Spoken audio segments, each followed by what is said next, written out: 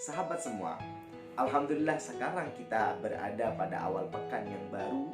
Setelah kita melewati weekend bersama keluarga, bercengkrama dengan keluarga, atau mungkin ada yang berlibur dengan keluarga, menghabiskan waktu weekendnya dengan keluarga.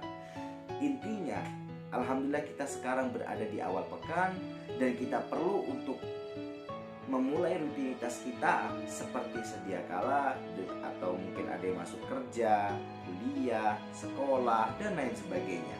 Di awal pekan yang baik ini, di hari Senin yang mulia ini, saya ingin kongsi kepada sahabat sekalian mengenai apa sih makna daripada hidup kita dan tujuan daripada hidup kita.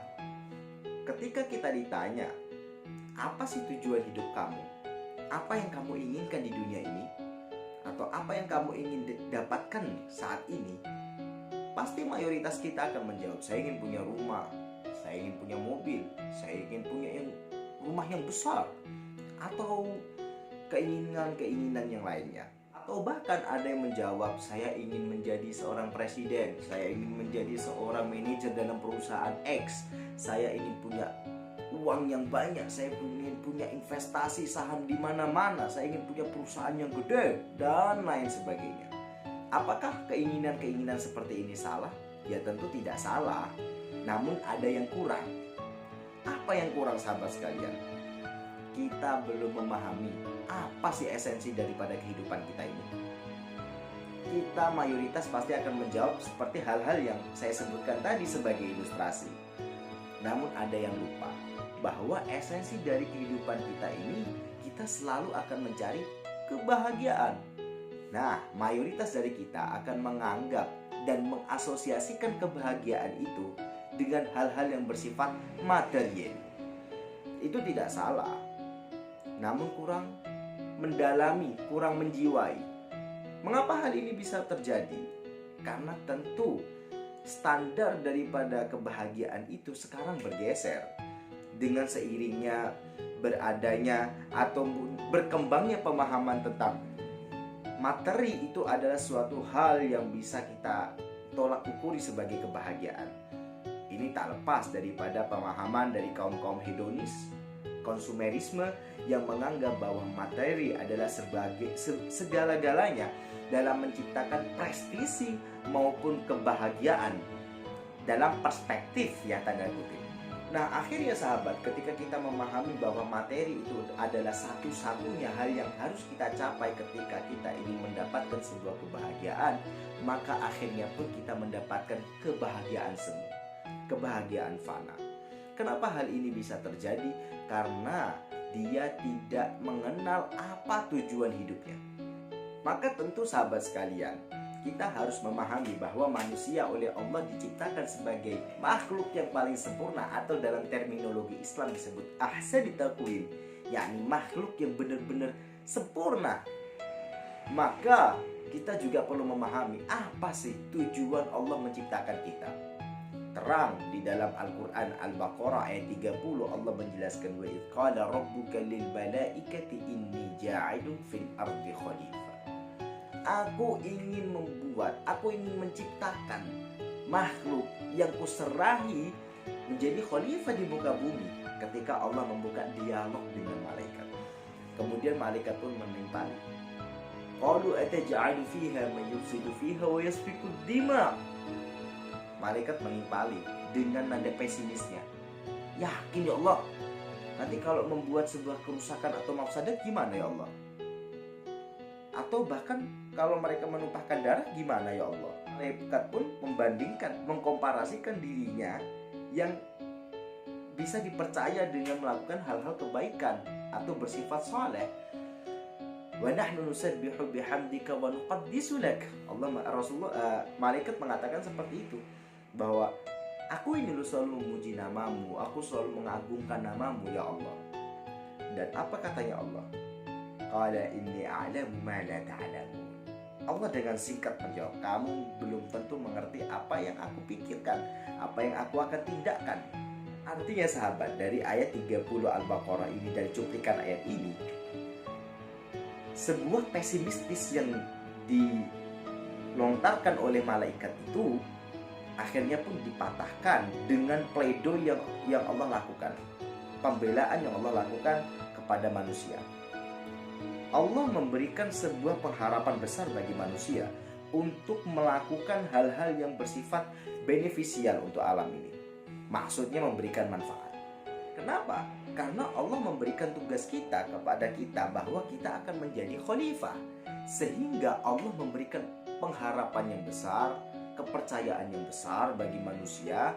Agar apa? Agar dia mau mendalami kiprahnya, job desk-nya sebagai manusia, bahwa kita ini oleh Allah diberikan tugas untuk mengelola bumi dan alam seisinya ini.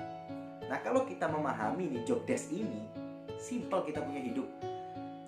Walaupun kita misalkan punya ambisi A, I, U, E, O, maka kita membawanya dengan cara santai dan tidak akan pernah menzolimi hak-hak orang lain. Seperti ilustrasi seperti ini sahabat sekalian. Pernah gak kita memikirkan dan kita mengamati kenapa sih orang-orang tua zaman dulu yang dimana kerjanya sangat simpel, misalkan dia cuma punya kelapa, kemudian bertani, bersawah, ya kan? Namun dia memiliki sapi, rumah ada, hidupnya tenang, pagi bisa ngopi, dan bisa bertemu dengan anak cucunya ngumpul santai gitu kan. Dan dia tidak ada beban gitu loh.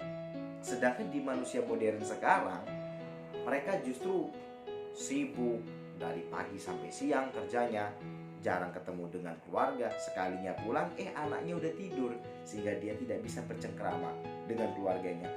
Ataupun misalkan bisa berlibur dengan keluarga pun seminggu sekali, karena jarang bisa berkumpul dengan keluarga. Pagi-pagi sibuk udah, bahkan saking sibuknya dia lupa tuh sama sholatnya, dia lupa tuh sama sholawatnya. Ya Allah, kenapa hal ini bisa terjadi? Karena orang zaman dulu memahami bahwa tugasnya dia di muka bumi ini adalah sebagai khalifah. Makanya dalam istilah orang Jawa dulu, dan saya yakin banyak orang Jawa, terutama orang-orang tua ya, masih memakai prinsip ini, bahwa manusia itu harus mengetahui sangkan paraning dumati, dari mana dia berasal dan untuk apa dia dan kemana dia akan menuju. Maka ketika kita memahami konsep ini, sangkan paraning dumati, ataupun kita memahami bahwa dari mana kita berasal dan kemana kita akan menuju, maka kita hidup ini pasti akan lebih tenang. Nah sahabat sekalian, dari perkongsian ini saya ingin berbagi sebenarnya kepada sahabat sekalian, bahwa kita perlu menegaskan bahwa Allah itu memberikan nikmat yang besar kepada kita. Kita pada dasarnya sama Allah itu dikasih kesempatan yang sama. Waktu sehari 24 jam, waktu setahun 360 harian, 1 tahun ada 12 bulan, kita dikasih kesempatan yang sama. Mulai dari punya mata, punya tangan, punya kaki, bahkan ada mungkin sahabat yang lain, dia tidak seberuntung dengan kita, di mana kita memiliki anggota tubuh yang lengkap, dia tidak memiliki anggota tubuh yang lengkap. Namun kenapa outputnya bisa berbeda-beda? Karena mereka tahu caranya untuk bersyukur. Mereka tahu bagaimana cara mengoptimalisasi kehidupannya sehingga dia menjadi lebih positif. Dalam hal ini kita bisa sebut yakni dengan bersyukur.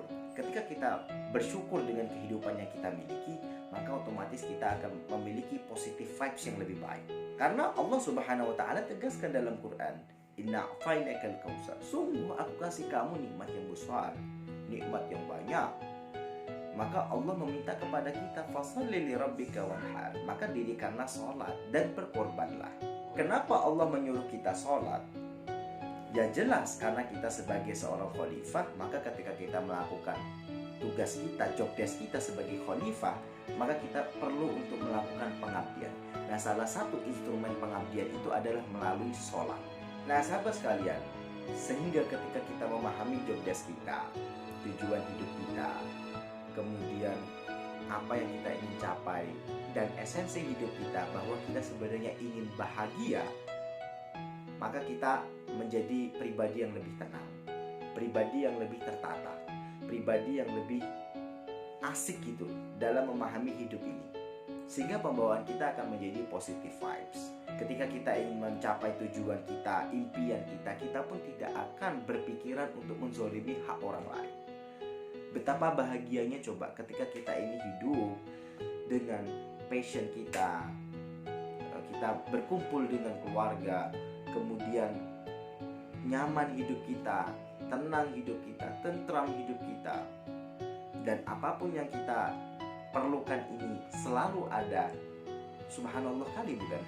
Nah, maka dari itu saya ingin mengajak kepada sahabat sekalian, yuk kita pahami kembali apa job desk yang Allah berikan kepada kita sebagai seorang manusia. Dan kita perlu memahami kembali bahwa esensi dari apa yang kita kejar-kejar ini adalah kebahagiaan. Sebagai penutup, saya ingin mengutip dari apa yang pernah dikatakan oleh almarhum Guru Zuhdi, yakni seorang kiai, ulama besar, karismatik yang ada di Kalimantan Selatan. Miskin tidak menjadikan kita hina, kaya tidak juga menjadikan kita mulia. Artinya, apapun yang kita capai, kita harus ingat bahwa Allah lah yang memberi kita segalanya. Terima kasih, mudah-mudahan perkongsian ini menjadikan diri kita menjadi lebih positive vibes, hidup kita menjadi tertata, dan kita lebih memahami apa esensi dan tujuan kita dalam menjalani kehidupan ini.